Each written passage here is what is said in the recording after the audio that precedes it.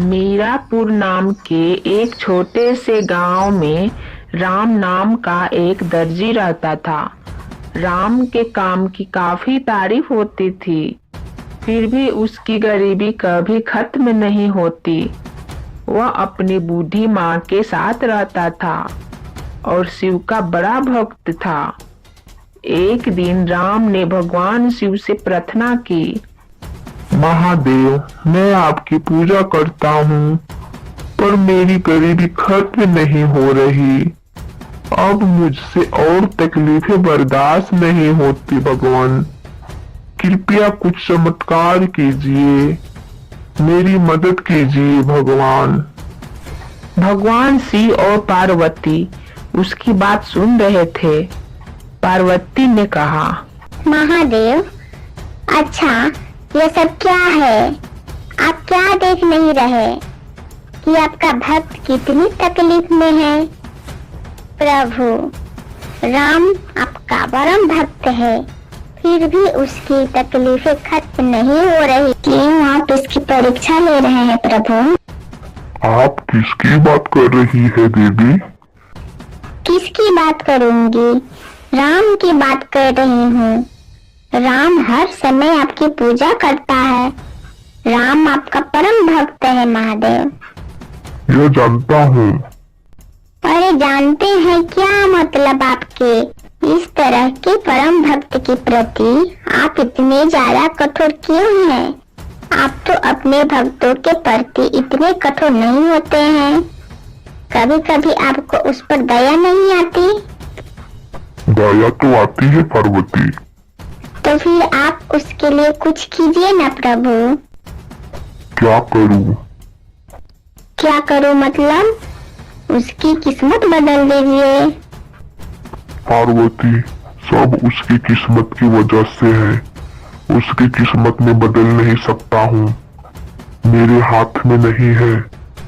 मुझे भरोसा नहीं है प्रभु, आप देना नहीं चाहते हैं, इसीलिए इस तरह की बातें कर रहे हैं। ठीक है, आपको नहीं देना आए तो मत दीजिए। आपके किसी भक्त का ऐसा अपमान, ऐसी तकलीफ मैं नहीं सह पाऊंगी प्रभु, उसे मैं दूंगी। अगर आप कर सके तो, लेकिन मैं फिर बोल रहा हूँ, किस्मत ऐसी बदली नहीं जा सकती।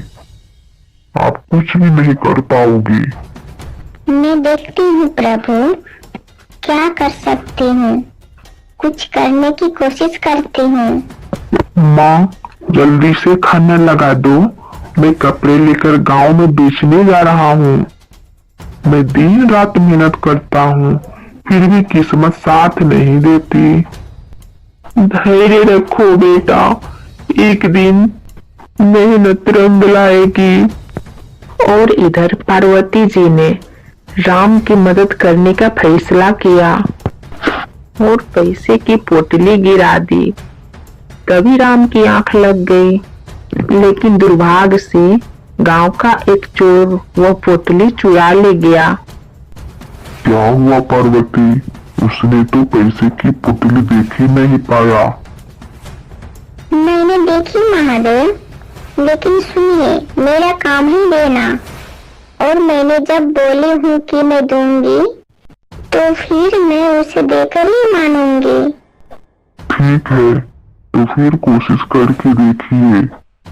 जब राम कपड़े बेचकर आ रहे थे, तभी पार्वती जी बुढ़ी महिला की वेश बनाकर, मुझे चला भी नहीं जा रहा है, यहाँ पर तो रिक्शा भी नहीं चल रहा है। हे भगवान, कैसी परिस्थिति है। बूढ़ी माँ, क्या बात है? आपको क्या हुआ है? बेटा, मेरा घर बहुत दूर है और मैं अकेले ही रहती हूँ। इतना भारी सामान लेकर अब नहीं चला जा रहा है बेटा। आप परेशान मत होइए, मैं आपके घर पहुंचा दूंगा। लाइए लाइए, अपना सामान दीजिए, मैं उठा लेता हूँ। खुश रहो बेटा, खुश रहो, खुश रहो, तुम्हारा भला हो। कुछ दूर चलने के बाद रुक जाओ बेटा, यहीं रख दो। वैसे आपका घर कहाँ है? मैं इसी मंदिर में रहती हूँ बेटा। ये लो बेटा, ये तुम रख लो। माता जी, यह क्या है? अरे ये सोने के सिक्के हैं बेटा, इसे बेचकर तुम्हें बहुत सारे पैसे मिलेंगे। इसे संभाल कर रखना बेटा, और तुम्हें अभी किसी चीज की तकलीफ नहीं होगी। समझ गया मैं ध्यान से रखूंगा। कुछ दूर जाने के बाद मैंने बहुत काम किया है और गर्मी भी बहुत ज्यादा है। वाह, कितनी ठंडी पानी है। एक काम करता हूँ, चलो इस तालाब में नहा लेता हूँ। तभी राम नहाने लगता है और नहाते नहाते उसके सिक्के तालाब में गिर जाते हैं। अरे कहाँ गया मेरा सिक्का? कहाँ गया? यहीं तो रखा था। जब मैं पानी में गया वहां गिर गया क्या? हट, फुटी किस्मत मेरी। सिक्के को भी पानी में भी गिरना था। मेरी किस्मत साथ नहीं देती, मैं क्या करूं? महादेव मुस्कुराते हुए, क्यों, देख लिया ना मैंने क्या बोला था पार्वती? लेकिन तो मैं उसे पैसे देकर ही रहूंगी महादेव। ठीक है, दीजिए फिर, देखिए क्या होता है। राम उदास होकर दुखी मन से अपने माँ को सारी बात बताता है। क्या करोगे बेटा, जो हमारी किस्मत में नहीं है वह हमें नहीं मिल सकता। आज तुम्हारे कितने कपड़े बिक गए हैं बेटा? एक भी नहीं बिके हैं माँ। फिर सोहन खाना खाकर कपड़े बनाने में लग जाता है। क्या आप देख रहे हैं राम कितना मेहनत कर रहा है, रात में जाग कर कपड़ा बना रहा है। हाँ पार्वती, मैं सब देख रहा हूँ। काफी रात हो गया है बेटा, अब तू सो जा। तभी अचानक बाहर, राम भाई घर पर हो, बाहर आओ जरा। राम बेटा बाहर देखो, इतनी रात को तुम्हें कौन बुला रहा है? तुम कौन हो बहन? मैं तुम्हें पहचानना नहीं। मैं पूजा हूँ। लेकिन मैं आपको पहचाना नहीं। आप राम हो ना? हाँ बहन, पर आपको कैसे पता? आप मुझे नहीं पहचानोगे भाई, आपने मुझे एक बनारसी सूट बनाकर दी थी। लेकिन मुझे याद नहीं आ रहा कि मैं आपको कब दिया था। लेकिन मैं आपको नहीं भूली हूँ भाई, मेरे पति बहुत अच्छे हैं। उन्होंने मुझे कहा है कि उसे सूट की कीमत आपको दे दूं। यह लीजिए पैसे। बहन, इसमें तो बहुत सारे पैसे हैं। बनारसी सूट की कीमत इतनी नहीं होती। पसंदीदा सामान की कीमत नहीं होती, इसे रख लीजिए। आपको अब तकलीफ उठाकर मशीन नहीं चलाना होगा। चलती हूँ। यह सब बातें उस गांव के चोर सुन रहा था। माँ देखो कितने सारे पैसे। अब मुझसे काम नहीं करना होगा। अब मैं इस पैसों से अपनी जिंदगी पूरी आराम से जीऊंगा। बेटा हमारे पास जितना भी पैसे आ जाए, पर हमें अपने काम को नहीं छोड़ना चाहिए। रात को सभी कोई सो जाते हैं, तभी चोर आ जाते हैं। अरे आज तो मैं मालामाल हो जाऊंगा। राम के घर में बहुत सारे पैसे हैं। और चोरी कर ले जाता है। जब राम सुबह उठता है तो देखता है कि सारे पैसे चोरी हो गए हैं। वह वहीं बैठ जाते हैं और कहता है, मेरी किस्मत साथ क्यों नहीं दे रही? आज खाने के भी पैसे नहीं है। आज राम के घर में खाना नहीं बनता है। हमने तो आपसे बोला था, आपने ही मेरी बात नहीं मानी। आपके यह पैसे देने के चक्कर में वो आज भूखा है, उपवास है। जो भी हो, लेकिन वह आज तक कभी भूखा नहीं रहा है। बेचारा इतनी तकलीफ उठा रहा है। यही देख कर तो मैं आपसे बोली थी ना। मैं बोला था ना, उसकी किस्मत को बदलना मेरे हाथों में नहीं है। मैं समझ गई हूँ, ये सब आपकी माया है प्रभु। आपके भक्तों की किस्मत बदलने अगर आपके हाथ में नहीं है तो किसके हाथ में है? उसके खुद के हाथों में। उसे स्वयं बहुत ज्यादा मेहनत करनी पड़ेगी, तभी तो मैं उसकी मदद कर पाऊंगा। पहले कर्म, उसके बाद फल। इधर राम बहुत उदास हो जाता है और अपनी माँ से कहता है, माँ, मुझे कोई भी काम करने का मन नहीं करता।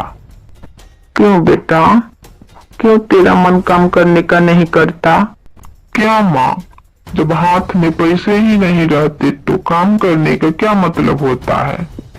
इतना कहते हुए राम घर से बाहर निकल जाता है और एक पेड़ के नीचे जाकर बैठ जाती है।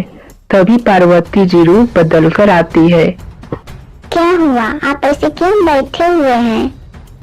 आपने जो पैसे दिए थे वो पैसे चोर ने चोरी करके ले गए। तो क्या हो गया? आपके हाथों का काम तो बहुत अच्छा है। आज रात 10 सूट बनाकर कल सुबह पास वाले बाजार में मेरे साथ चलिएगा। पर इससे क्या होगा बहन? अरे आप चलिए तो सही, कल सुबह मैं आपको बाजार लेकर जाऊंगी, तैयार रहना। राम घर आता है अपने माँ से। माँ, मुझे आज पूजा बहन मिली थी, बोली है आज रात 10 सूट तैयार करने को। इतनी कम समय में 10 सूट कैसे तैयार कर पाऊंगा माँ? मुझे लगता है आज पूरी रात जाग कर काम करना होगा, तभी 10 सूट तैयार हो पाएंगे। ठीक है बेटा, तुम हाथ मुंह धोकर आओ, मैं तुम्हारे लिए खाना लगा देती हूँ। फिर तो अपने कामों में लग जाना, क्योंकि काम भी तो ज्यादा जाएगा। फिर राम खाना खाकर अपने काम में लग जाता है। सारे कपड़े भी तैयार हो गए हैं, अब मैं सो जाता हूँ। सुबह के 4 बज गए हैं, पता भी नहीं चला। राम भाई, ओ राम भाई, सुबह हो गया है, सूर्योदय भी हो गया है, बाजार लग गई है, जल्दी करो राम भाई।